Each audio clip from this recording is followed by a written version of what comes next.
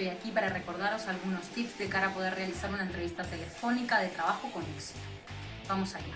El primer tip que te voy a dar es que te confecciones un listado de empresas en una hoja en blanco.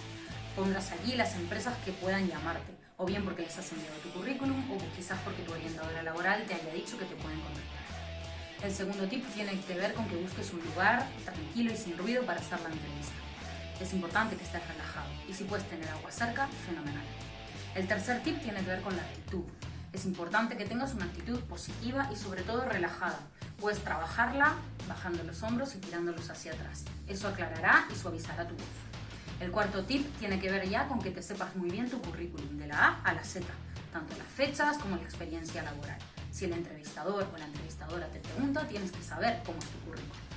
El quinto tip tiene que ver con que no hables como si no hubiera un mañana. Tienes que dar respuestas al entrevistador o a la entrevistadora que sean claras y que sean concretas. Y el sexto tip, ya para terminar, tiene que ver con que no se te olvide hacia el final de la entrevista hacer las preguntas que tú consideres, bien sobre las condiciones de trabajo o sobre algún aspecto que sea interesante para ti.